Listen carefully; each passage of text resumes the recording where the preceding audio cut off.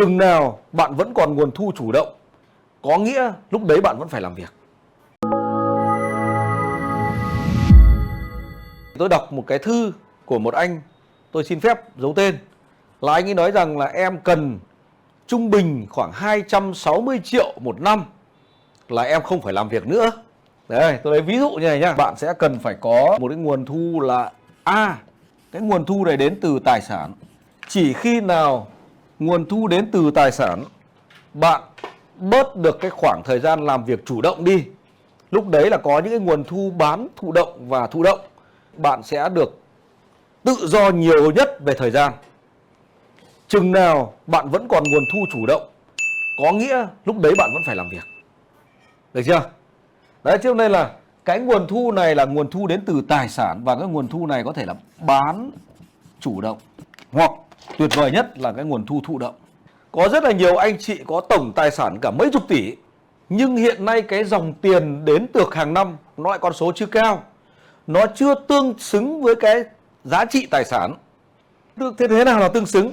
Nếu như tài sản của bạn là 1 tỷ mà bạn không tạo ra được khoảng 8 đến 10% một năm thì có nghĩa là không tương xứng. Nếu như không tạo ra được 8 đến 10% dòng tiền, cái này là dòng tiền, tạo ra được cái dòng thu hàng năm, đấy, thì nó đang có hai vấn đề sau đây. Một, đó là tài sản chết, tài sản đấy không làm được cái trò gì hết. Đấy. Hai, bạn phân bổ tài sản đang không đúng. Tài sản mà không ra tiền thì có thể thôi chứ chưa phải chắc chắn, bạn sẽ phải mất thêm tiền vì tài sản đấy nữa. Hoặc là bạn phải tái đầu tư cho nó. Ví dụ như thế này, một căn hộ 4,5 tỷ cho thuê được 15 triệu một tháng là tỷ lệ bao nhiêu phần trăm? 3%.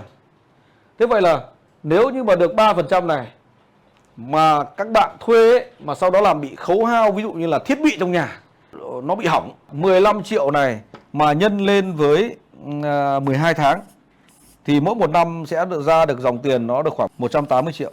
Mà giả sử như không phải tái đầu tư một tí nào cả, thì để cho anh nào đó có được 260 triệu thụ động thì anh chị chỉ cần có gì? Có 2 cái căn nhà này thôi phát ra là xong. Có 2 căn hộ như này, đây là căn hộ 1. Xong tương tự có một căn hộ 2 là 4,5 tỷ, căn hộ 2. Tức là nếu như bạn có 2 căn hộ này có tổng giá trị là 9 tỷ thì bạn đã có thu nhập thụ động là 360 triệu một năm rồi. 360 triệu một năm thì lớn hơn cái số này rồi. Thế vậy là nếu như mà tài sản này mà không ra tiền như thế này ấy, thì có nghĩa là tài sản này có thể là anh chị đợt trước là FOMO mua phải toàn đất ở đâu ấy. Đấy, giá trị thì rất là to.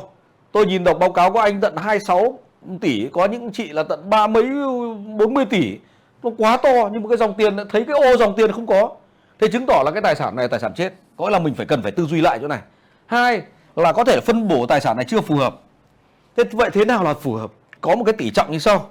Thì ở trong đầu tư ấy, thì nó có 2 loại đầu tư. Một là đầu tư tăng giá vốn.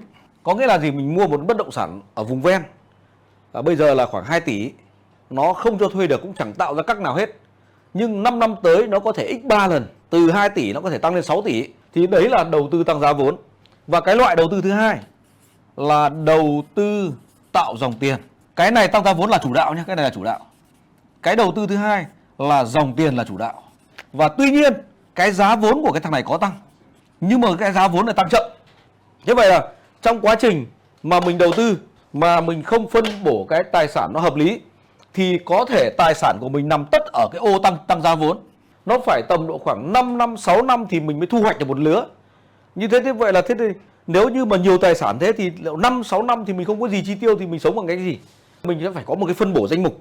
Nó có một cái phân bổ tham khảo cho anh em như này nhá. Nếu là bất động sản, đây là cổ phiếu, đây là tiền, vàng, thì có một cái danh mục tham khảo như thế này. Là cái ông này chỉ nên dùng ở 40%, 40 và 20. Trong cái thằng bất động sản này thì bạn nên bổ ra 2 loại. Một là đầu tư tăng giá vốn, 2 là đầu tư tạo dòng tiền. Nếu như cái cổ phiếu này mà tạo dòng tiền, nó thông qua từ cổ tức, cái dòng tiền này nếu như cái mớ này nó lớn hơn hoặc bằng 2 lần chi phí chi tiêu thì cái mớ còn lại này sẽ đầu tư tăng giá vốn. Có nghĩa là gì? Thằng bất động sản này hiện tại không cần tạo ra tiền, nhưng mình giữ nó 5 năm, 6 năm thì nó có thể x2, x3 tài khoản. Còn cái thằng này hàng năm nó tạo ra dòng tiền Tôi lấy ví dụ này, để có được 260 triệu mỗi năm thì cần phải đầu tư bao nhiêu tiền cổ phiếu, mà cổ phiếu đấy nó trả cổ tức, tôi lấy ví dụ nó trả 10% cổ tức đi, đúng không nào? Đấy, có những doanh nghiệp trả nhiều hơn thế rất là nhiều. Nhiều doanh nghiệp người ta trả 18% cổ tức theo tỷ lệ là 70 30 50 50. 18% lợi nhuận là cổ tức thì có thể 50% của 18% là 9% người ta trả bằng cổ phiếu, 9% trả bằng tiền mặt, hoặc là 70 trả bằng cổ phiếu, 30% trả bằng tiền mặt. Đấy, tùy từng doanh nghiệp. Có những doanh nghiệp thì nó trả 100% bằng tiền mặt. Thì tôi lấy cứ ví dụ như là trung bình là 10% đi. 10% bằng tiền mặt, đó là tiền đi. Bạn cần phải bao nhiêu cổ phiếu thì từ đấy bạn nhân với thị giá thì bạn sẽ ra là tổng vốn đầu tư cho cái mớ này. Nếu như tất cả cái mớ này mà không có tạo ra dòng tiền hàng năm thì nó phải đến từ đây. Nếu như cái mớ này mà không ra cổ tức thì buộc nó phải ra đến từ mớ này, hoặc cả hai. Thế tôi lấy ví dụ như thế này nhá. Ví dụ như là cần 260, nó là chiếm 10%, thì lúc đấy bạn sẽ cần phải có khoảng 2 tỷ 6. 2 tỷ 6 đấy nó tương đương với lại, nó phải hơn đấy. Bởi vì là cái cổ phiếu ở thị giá bây giờ có thể là thị giá bây giờ nó lớn hơn giá sổ sách. Nó trả cổ tức này dựa trên giá sổ sách. Thì cái thị giá bây giờ thị giá có những cổ phiếu nó lớn hơn so với giá sổ sách. Có những cổ phiếu thị giá thấp hơn giá sổ sách. Giả sử như thị giá và giá sổ sách nó bằng nhau. Giả sử nó bằng 10.000. Đấy chưa? Ví dụ bằng 10.000. Thì lúc đấy là 10.000 một cổ phiếu thì bạn cần có một cái dòng lợi nhuận là 10%, thì bạn cần phải có một cái lượng vốn là 2 tỷ 6. 2 tỷ 6 đầu tư vào trong thị trường cổ phiếu để mỗi năm cái đống này nó tạo ra lợi nhuận là 260 triệu. Được chưa? Còn tại sao vẫn phải có ô tiền vào vàng, và đặc biệt là vàng miếng? Này, đừng chờ khi xảy ra rồi mình mới làm. Tự nhiên như Nga Ukraine đùng phát nó diễn ra, đất thì không bê đi được. Cổ phiếu doanh nghiệp của mấy nước đấy thì tụt thảm hại, cũng không bán được. Thì lúc đấy là phòng thân chỉ còn tiền và vàng rồi. Và nếu như có khủng hoảng thì vàng miếng nó lại lên ngôi, mình còn xách đi được. Có vài cân cho lên ba lô vẫn mang đi được. Đúng hơn gì nữa. Chứ lúc đấy đất thì không bê đi được rồi này. Cổ phiếu thì khủng hoảng xảy ra, địa chính trị ra thì là nó sẽ đào thảm hại luôn. Thì chỉ còn mỗi thằng này là mang đi sang chỗ nào vẫn bán được, sang bên kia vẫn bán được, sang bất kỳ đâu vẫn bán được. Thì lúc đấy có vài cân vàng chống lưng. Được chưa? Nó phải đi theo cái tỷ trọng này. Cho nên là thiếu đâu thì bù đấy. Chúc mừng bạn đã xem hết video của Phạm Thành Biên. Ngay bây giờ bấm vào nút đăng ký, bấm vào nút chuông để nhận được tất cả các bài phân tích, tất cả những cái video kế tiếp của Phạm Thành Biên từ trên kênh này. Ngay bây giờ bấm ngay.